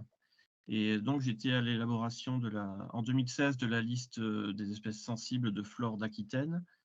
Puis, pour la fusion à l'élaboration de la liste en 2019 pour la Nouvelle-Aquitaine. Et donc là, je planche sur l'actualisation de cette liste d'espèces sensibles de flore vasculaire suite à l'évolution du guide méthodologique. Donc sur cette première diapositive, je vous ai présenté donc un extrait du document de travail sur lequel je m'appuie, donc qui correspond en fait au catalogue floristique régional complet qui recense l'ensemble des espèces et sous-espèces observées et avérées sur le territoire régional. Et donc, on s'intéresse principalement aux 3200 espèces et sous-espèces indigènes hybrides inclus du territoire régional. Et donc, je renseigne les critères qui vous ont été présentés dans l'ordre B, puis A, puis C, pour l'ensemble des espèces, en fait. Donc, dans cette première version de travail, on passerait de 150 espèces sensibles à une fourchette entre 200 et 300 espèces. Le delta, en fait, est dû au fait qu'il y a un certain nombre de cas à débattre, tels qu'indiqué dans la méthodologie. En fait, on arrive régulièrement sur une case qui s'appelle cas à débattre, et donc ces cas seront tranchés en fait en comité d'évaluation en fait par l'ensemble des 3 CBN concernés par le territoire, ainsi que par un certain nombre d'experts botanistes. Donc, on peut passer à la diapo suivante. Je vous ai présenté une dizaine d'exemples de flore en essayant d'avoir un maximum de cas illustrés. Donc, le premier exemple que j'ai souhaité illustrer, c'est le cas de l'aconite napelle, que la plupart des gens connaissent, qui était une espèce, alors en l'occurrence, là, je parle bien de la sous-espèce type, qui est endémique de Nouvelle-Aquitaine, qui est même principalement présente dans le 64, elle déborde très légèrement dans les Landes. C'était une sous-espèce qui était sensible en 2019. On l'a réévalue sur la base du nouveau guide, et on voit que cette plante respecte bien les 3 critères.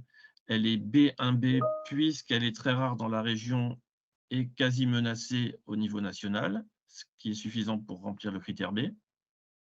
Ensuite, l'espèce est attractive, en fait, elle peut faire l'objet de prélèvements, et elle est également attractive du fait même de sa rareté, en fait.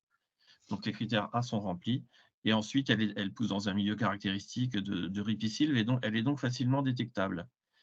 On propose donc de maintenir cette espèce sensible jusqu'à révision future de la liste, éventuellement, à la maille la plus large possible, qui est la maille de 10 km par 10. Diapo suivante.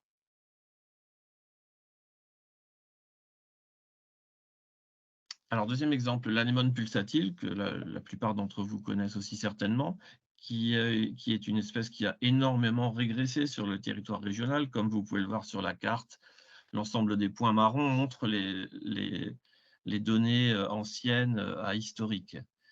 Cette espèce était sensible en 2019. A priori, elle va totalement le rester en 2023, avec le même niveau de floutage, maille de 100 km². Donc là, on est sur une espèce qui est menacée.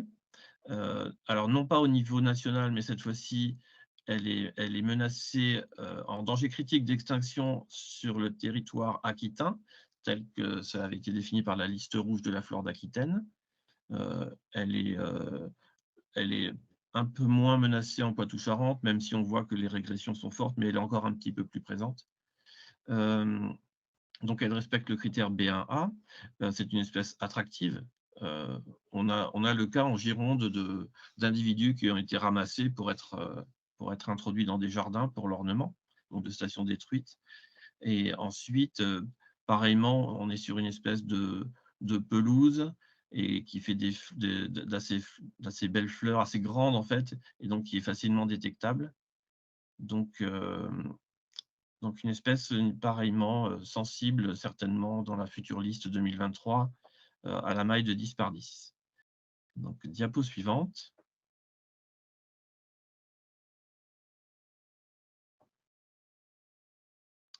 Une espèce qui n'était pas sensible en 2019, qui est le Daphné mesereum.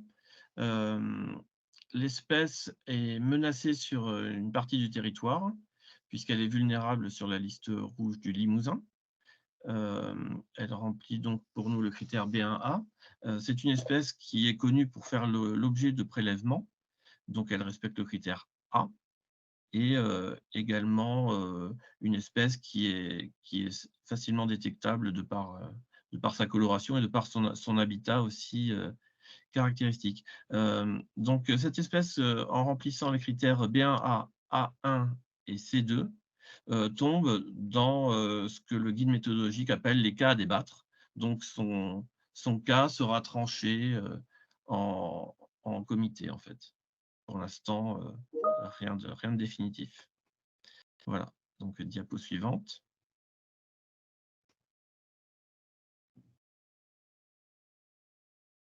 Alors, une bruyère qu'on va trouver uniquement en Gironde pour la France, qui est Erica erigena, qui est une espèce extrêmement sensible. Elle est vulnérable au niveau national, donc elle remplit tout de suite le critère B1A.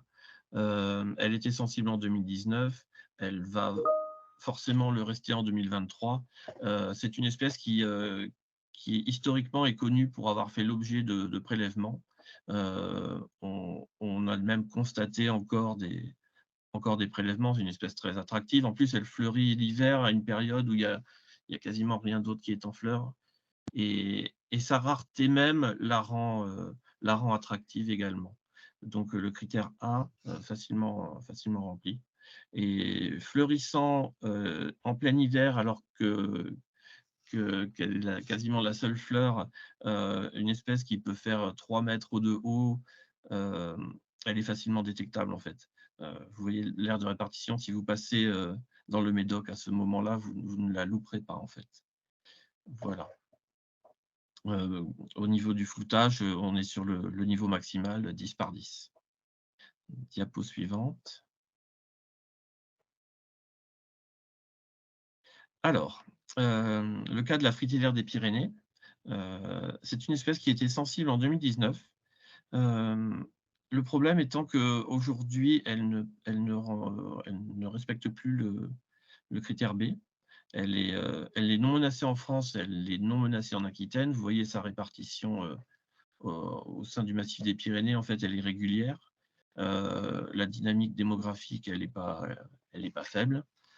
Son milieu de pelouse, de bois clair n'est pas non plus spécialement sensible. Donc, pour l'instant, on est sur une espèce qui n'est pas justifiée en fait en tant qu'espèce sensible. Donc rien n'est figé, bien sûr. On aura peut-être des réactions. Certains diront que c'est une espèce quand même qui est belle. C'est pas suffisant. Voilà.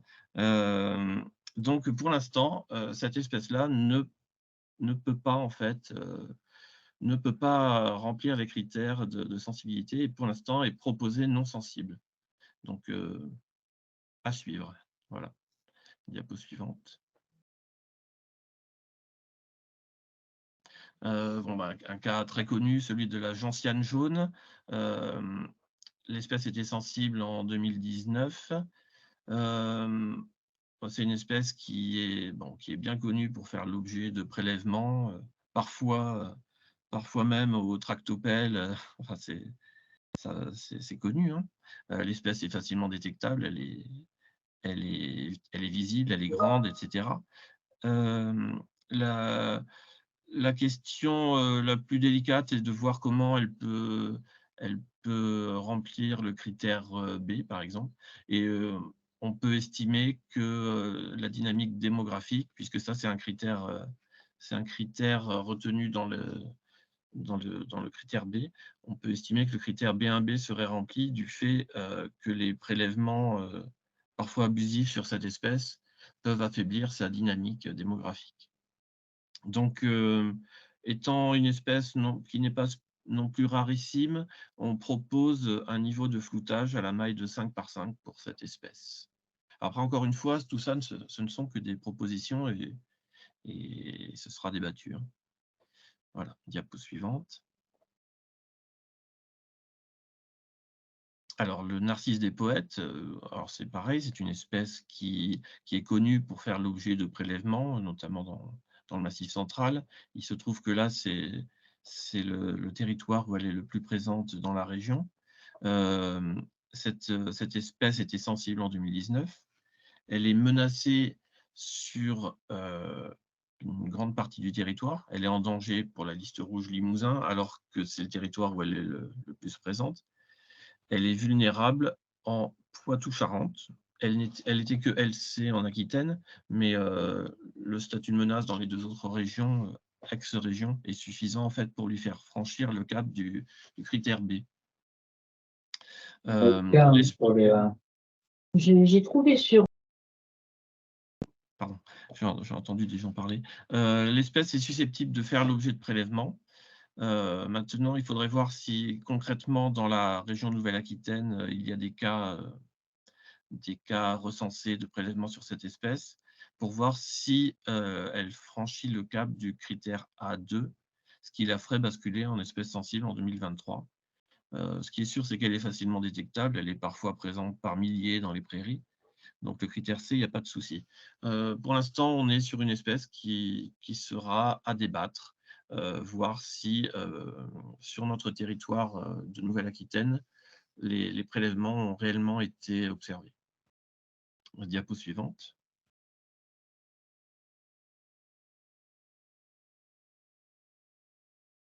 Alors, une toute petite fougère, l'Ophioglosse des Açores, qui était une espèce sensible en 2019. C'est une espèce protégée au niveau national. Vous voyez la carte de répartition avec une espèce qui est présente ça et là dans la région, dans les quelques stations dans les 3 ex-régions. Elle est menacée sur l'ensemble de la Nouvelle-Aquitaine, puisqu'elle est vulnérable en Aquitaine et en Poitou-Charentes et en danger en Limousin. Donc, si on cumule ces trois degrés, on voit que de toute façon, c'est une espèce qui est menacée au niveau de la nouvelle région. Par contre, on a du mal à lui faire franchir le cap du critère A, qui est celui des menaces directes, en fait. L'espèce n'est pas sujette à prélèvement. Donc, pour l'instant, elle ne remplit pas le critère A. Elle est donc proposée comme non sensible pour la liste 2023. Elle aurait été exceptionnelle dans la région, et il n'en aurait pas été de même. Mais avec plus de 20 mailles de présence dans la région, on n'en est pas non plus à ce degré de rareté-là. Donc pour l'instant, ma proposition est de la classer non sensible. Diapo suivante. Il en reste 2. Une orchidée. Alors, on a eu une approche particulière pour la famille des orchidacées, puisque c'est quand même une famille qui est attractive et pour laquelle il y a des groupes de connaisseurs. Donc, on a regardé tout particulièrement cette famille des orchidacées. L'Ophrys lutea n'était pas sensible dans la liste 2019, mais il faut se souvenir qu'en 2019, pouvait flouter qu'au niveau des mailles 5 par 5 et 10 par 10, ce qui était un peu abusif pour ce genre d'orchidées qui ne sont pas non plus rarissimes dans la région. L'introduction de la maille de 1 par 1 nous permet de voir les choses aussi différemment. Il se trouve que cette orchidée est menacée sur les 2 tiers du territoire, puisqu'elle est critique en Limousin, elle est en danger en Poitou-Charentes. On voit que l'essentiel des mailles se trouve en Dordogne et dans le Lot-et-Garonne. L'espèce, bon, de par son esthétique, en fait, peut éventuellement faire l'objet de prélèvements. Elle peut aussi faire l'objet de dérangements. On a des cas avérés de piétinement des pelouses à orchidées qui peuvent être nuisibles à ces espèces. Donc, cette espèce, elle va franchir le cap aussi du critère A. Et ensuite, bon, bah, c'est une espèce qui peut être assez présente dans ces stations et qui, de par sa couleur aussi, est facilement détectable avec un milieu particulier qui est celui des pelouses calcicoles. Donc, c'est une espèce qui, me semble-t-il, aujourd'hui remplit l'ensemble des 3 critères. Par contre, on voit qu'elle n'est quand même pas rarissime sur la région, elle n'est pas exceptionnelle. Donc, on propose de flouter au plus petit niveau, c'est-à-dire à la maille de 1 par 1. Voilà. Et donc, diapositive suivante, qui sera la dernière. Donc là, je propose une graminée qui est vraiment un cas très particulier, puisqu'il s'agit d'une sous-espèce de fétuque qui est de grand gabarit par rapport aux autres fétuques qui sont souvent des petites espèces. Là, on est sur une grosse espèce. Il se trouve que cette sous-espèce n'est représentée en France que par 4 individus qui se trouvent dans les Pyrénées-Atlantiques. Donc, on est sur une espèce qui est extrêmement rare en France, 4 pieds connus en France, très localisée sur quelques dizaines de mètres carrés. L'espèce, de par sa rareté même, est critique au niveau national, sachant que côté espagnol, c'est guère mieux en fait. Donc le critère B1A, il est tout de suite franchi, puisqu'on est sur une espèce en danger critique au niveau de la liste nationale. Sa rareté même et le très faible nombre de pieds connus lui donne tout de suite un attrait naturaliste. Tout prélèvement serait extrêmement dommageable, voire fatal à cette espèce. Et par contre, l'espèce, bon, elle est peu détectable, sachant qu'en plus elle est peu florifère sur la station. Par contre, pour un connaisseur ou pour un botaniste éclairé qui rechercherait à tout prix cette espèce, elle serait trouvable et elle serait accessible sur le terrain.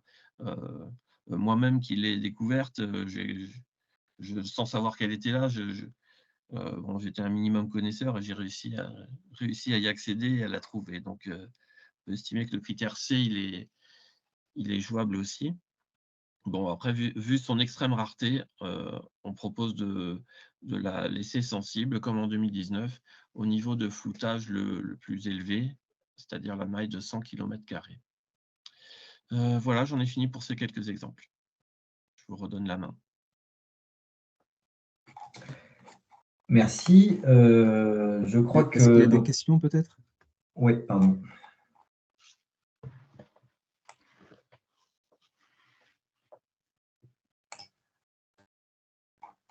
Pardon, Paul, mais on peut aborder le référentiel, le calendrier. Oui, ça marche, merci. Ben, c'est la dernière partie, donc on colle parfaitement au timing. Quel est le calendrier de travail sur la révision de ces listes Nouvelle-Aquitaine? Oui, pardon, il y a une question. Il y a une question. Une question habitat. Alors, je m'y mette. Je vous laisse répondre du coup. Est-ce que vous pouvez préciser votre question à l'oral? Oui, bien sûr. J'entends par là qu'au sein d'un zonage géographique, la faible représentativité de certains habitats rend les sites faciles à localiser, en fait. Donc, je voulais savoir si c'était pris en compte pour définir les échelles de floutage. Alors, si j'ai bien compris la question, quand j'ai abordé la question des habitats sensibles tout à l'heure, le fait que des espèces sensibles soient associées à des habitats pouvait nous amener à classer certains habitats sensibles. Donc, je ne sais pas si ça répond à la question. En fait, par rapport à une station, par exemple, de plantes protégées, j'entendais par là le fait que la représentativité de l'habitat au sein d'un zonage pouvait être pris en compte ou pas pour élargir éventuellement le zonage de floutage. Parce que avec les vues aériennes, il est quand même assez simple maintenant sur des habitats qui sont menacés de les localiser, en fait. Oui, alors on essaie d'appréhender ça de façon plus ou moins subjective, on va dire, quand on définit le grain de floutage. Donc oui, on peut dire que c'est plus ou moins pris en compte. Et oui, je comprends mieux la question. Effectivement, c'est un paramètre en fait qu'on essaye de prendre en compte dans la définition du grain. Très bien, merci. Voilà, si je prends un exemple, quand on a une espèce qui est liée à une tourbière, évidemment, si on la floute à la maille de 1 km², c'est quand même facile à trouver une tourbière sur une maille de 1 km². Donc, on va plutôt avoir tendance à définir des grains de floutage beaucoup plus importants, de 5 km ou 10 km², par exemple. Ou 10 km/10, pardon.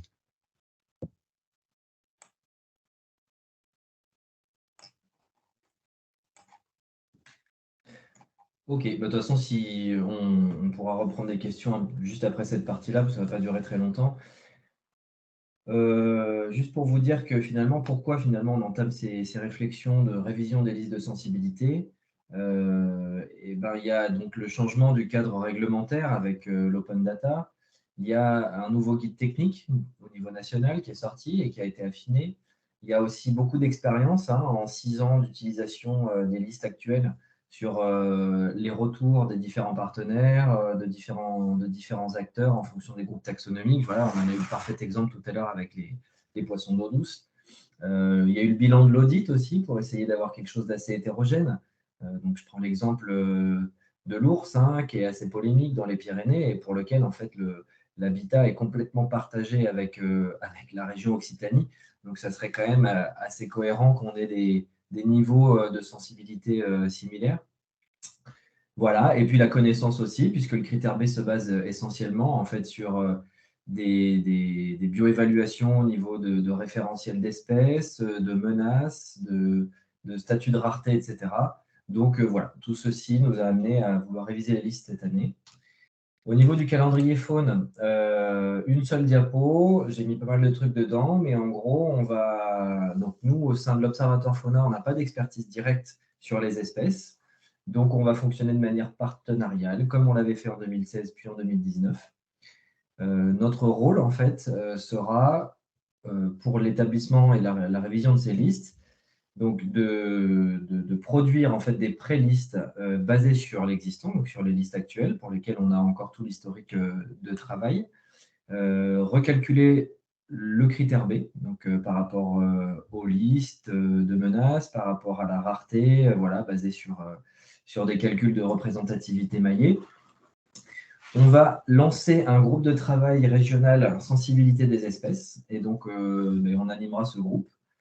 Et on sera partie prenante de ce groupe de travail également en tant qu'évaluateur neutre, voilà, pour être garant méthodologique des respects du guide technique, comme on l'a pu être autrefois sur l'Aquitaine pour l'évaluation des listes rouges. Et donc, on se chargera aussi des échanges avec le CSRPN, des présentations, des restitutions, etc., et avec le muséum pour le préavis et l'avis définitif. Voilà, donc ce groupe de travail sensibilité des espèces, vous l'avez sûrement eu du coup pour tous ceux qui sont aujourd'hui, parce que dans les différents mails d'invitation au webinaire, il y avait un deuxième lien pour un sondage qui permettait d'évaluer votre intérêt pour l'inclusion dans un des sous-groupes de travail ou pas thématiques en fonction de vos compétences en matière de reptiles, d'oiseaux, d'orthoptères, etc. Je rappelle quand même que ce sondage, le lien a été redonné au début. C'est pas que un intérêt. On recherche des personnes qui ont des compétences notamment pour évaluer le risque d'atteinte qui pèse sur les espèces, hein, donc prélèvement, dérangement. On l'a vu tout à l'heure, hein, c'est l'évaluation du critère A pour lequel on a besoin d'expertise en fait, et avoir connaissance voilà, des menaces qui pèsent sur elles. Donc les listes rouges, bah, voilà, mais la rareté, la dynamique géographique, la dynamique des populations, l'écologie aussi de l'espèce, voilà. Donc c'est plutôt ce genre de profil qu'on recherche. Donc on va laisser le sondage en cours encore quelques jours, de manière à ce que ceux qui ne s'étaient pas inscrits puissent s'inscrire, voilà, avec toutes les informations qu'on a apportées aujourd'hui. Ce groupe de travail sera divisé très rapidement en sous-groupes de travail, de manière à travailler de manière efficiente. Voilà, donc on va travailler sur une sous-liste oiseaux, une sous-liste reptiles, une sous-liste orthoptère, etc. Comme ça, on va mobiliser des petits groupes d'experts plutôt que mobiliser tout le monde. Et en fait, ce genre de groupe de travail n'avance pas forcément. Et voilà, donc on laisse quelques jours pour le sondage. Suite à ça, en fait, nous, on récupère les avis, on récupère, voilà, et puis on va composer les différents groupes de travail.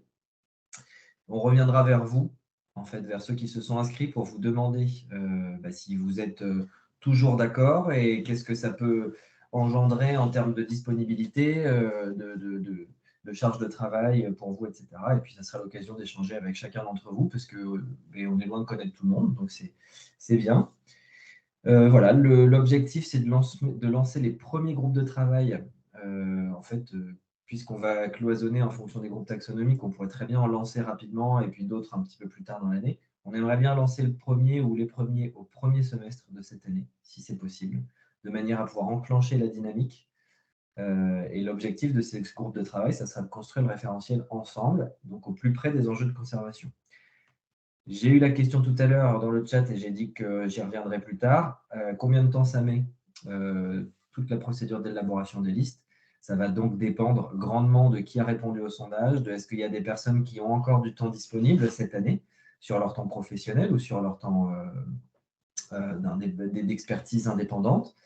Ça va dépendre ensuite voilà, des réunions de groupe de travail, des débats qu'on va pouvoir mener, etc. Et après, une fois qu'on aura établi ces listes prêtes à être soumises au muséum, mais là, ça ne sera plus de notre sort. En fait, ça dépendra de la disponibilité du muséum. C'est quand même un chantier qui a été identifié prioritaire au niveau national, l'open data, etc. Donc, j'imagine qu'ils seront assez réactifs. Et après, il y a le CSRPN. Il faut trouver des créneaux aussi pour soumettre ces listes. Donc, si déjà le référentiel prêt à être soumis au muséum est finalisé en fin d'année, ça sera déjà une très belle avancée. Et après, ça sera un petit peu plus que voilà, de l'administratif, on va dire. Voilà, je prendrai vos questions après, puis je laisse la parole pour le calendrier Flore, du coup. Oui, alors pour le calendrier sur les listes Flore, Fonge et Habitat, donc pour mémoire, on n'a que la liste flore vasculaire qui existe actuellement, qui date de 2019. Donc on a les autres listes, cette liste à réviser et les autres listes à élaborer. En termes d'étapes, donc les prélistes ont vocation à être élaborées par les CBN en 2023. Donc on vous a présenté le travail en cours sur la liste flore vasculaire qui doit encore être concertée en inter-CBN, de même que pour les autres groupes. À l'exclusion des champignons, on n'a pas encore décidé de la façon dont on allait procéder avec les sociétés mycologiques avec lesquelles un échange sera engagé probablement à la fin pour avancer sur ce chantier. Après l'élaboration de ces prélistes, on consultera les experts du réseau avec un envoi ciblé prioritairement aux personnes qui ont exprimé leur intérêt à être consultées via l'enquête, via le formulaire qui vous a été transmis et que Catherine Ménard a remis dans les commentaires. Donc, si vous souhaitez être spécifiquement consulté, n'hésitez pas à nous l'indiquer et puis on vous transmettra en fait le projet de liste. Et au besoin, soit en fait on échangera en distance, par mail, sur vos contributions, soit on déclenchera un groupe de travail selon les besoins. Pour le moment, il y a peu de monde en fait qui ont exprimé leur intérêt à participer à ce travail-là, donc il n'est pas certain que l'on fasse une réunion spécifique. Ça dépendra en fait de l'intérêt qui est exprimé pour faire un groupe de travail, pour réunir en fait en réunion un groupe de travail là-dessus. Après avoir intégré donc, les divers échanges, on prévoit donc la suite de la procédure, hein, consultation du CSRPN, consultation du muséum Patrinat, et puis édiction de l'arrêté préfectoral à la fin. Au niveau des groupes de traités, donc la flore vasculaire, je l'ai déjà indiqué, la révision est en cours avec pas mal d'espèces éligibles et puis des enjeux forts, comme on l'a vu. Pour les mousses, la réflexion est également engagée, sachant que j'ai oublié de dire qu'il y a une liste socle nationale qui a vocation également à être élaborée pour tous ces groupes, soit par Patrinat, soit par le réseau des CBN, en fonction des groupes.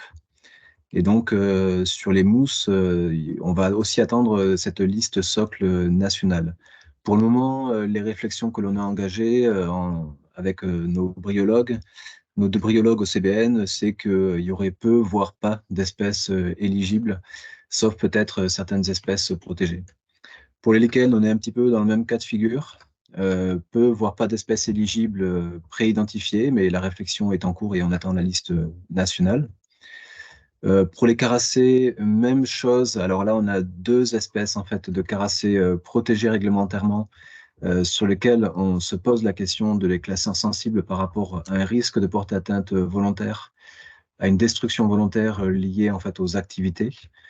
Donc toujours le même problème en fait de mettre dans la balance l'intérêt de la diffusion avec le risque de porter atteinte par rapport à l'enjeu réglementaire, à la protection réglementaire de ces espèces qui pourraient susciter un souhait de destruction.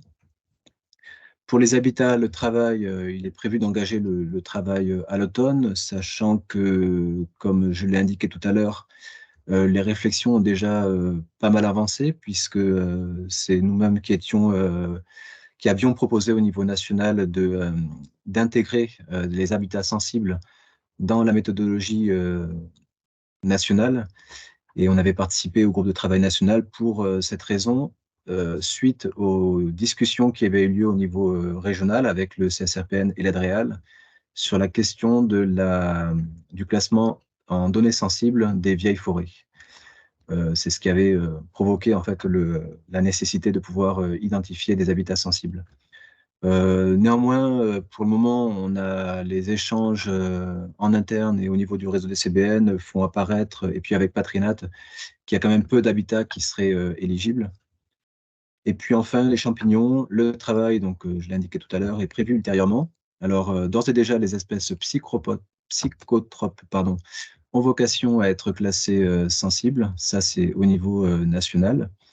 Et puis, des espèces vulnérables sujettes à prélèvement, sachant que, comme il est bien indiqué dans le guide, ça va dépendre de la réelle, en fait, du réel porté atteinte, puisque le prélèvement de carpophores n'impacte pas forcément les mycéliums qui sont dans le sol. En revanche, en fait, il y a des situations de collecte, de prélèvement qui sont susceptibles de mettre en péril les populations ou d'engendrer en fait des dégradations importantes. Par exemple, les pratiques de ratissage des chanterelles ou d'autres espèces qui sont très impactantes sur les milieux et qui sont utilisées par des commerçants, enfin des personnes qui visent en fait la commercialisation de champignons. Voilà, donc la consultation des sociétés mycologiques est prévue fin 2023 avec notre mycologue qui devrait animer ce travail-là. Voilà, et je rappelle juste que tant que le référentiel de sensibilité n'a pas été révisé ou élaboré, on a convenu en copilotage SINP qu'il n'y aurait pas de diffusion large des localisations précises, c'est-à-dire que l'open data ne s'appliquerait pas pour les groupes taxonomiques concernés tant qu'on n'avait pas approfondi la réflexion sur la définition des listes d'espèces sensibles.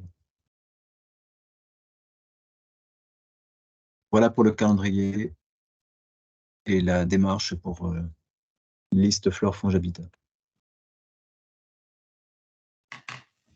Et c'était la dernière diapo, donc parfait. Est-ce qu'il y a des questions du coup sur la sensibilité ou même si vous souhaitez élargir sur voilà, des notions qui ont été abordées en amont, par Arnaud notamment.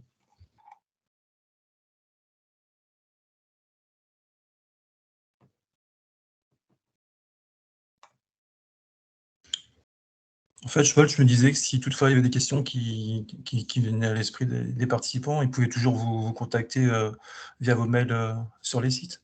Tout à fait. Oui, tout à fait, il n'y a pas de souci. Puis de toute façon, côté faune, comme on l'a dit, on laisse quelques jours et puis on reviendra vers les personnes intéressées aussi. Mais oui, on répond par mail, il n'y a pas de souci.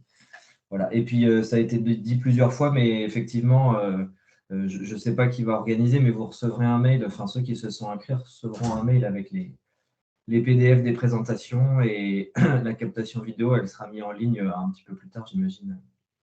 Et on communiquera à ce sujet aussi. Oui, on diffusera également les diaporamas sur nos sites respectifs, SINP Nouvelle-Aquitaine, et puis les sites de la plateforme régionale, ONA et OBV. Ouais.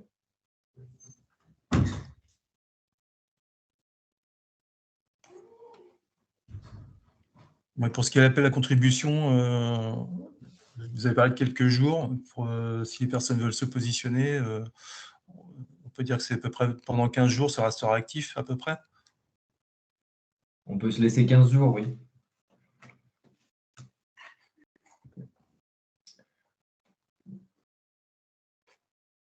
D'accord. Ok. Ben, si c'est ça. Et s'il y a une petite remarque là dans le chat par rapport au niveau de floutage, c'est vrai que les niveaux actuels dans le guide, c'est des équivalences mailles que je l'ai mis tout à l'heure dans la diaporama. J'ai dit maille 1, maille 2, maille 5, etc. Mais maintenant, c'est plus l'approche surfacique qui est retenue, c'est-à-dire maille 5, 25 km². Donc, il pourrait très bien y avoir un floutage de cette espèce sur une autre emprise géographique qu'un maillage. Peut-être sur des sous-unités de bassin versant, etc., qui font 25 km². Et c'est aussi valable dorénavant. Donc oui, au moment où on fera le référentiel, donc avec le sous-groupe poisson d'eau douce, on discutera de tout ça. Il n'y a pas de problème.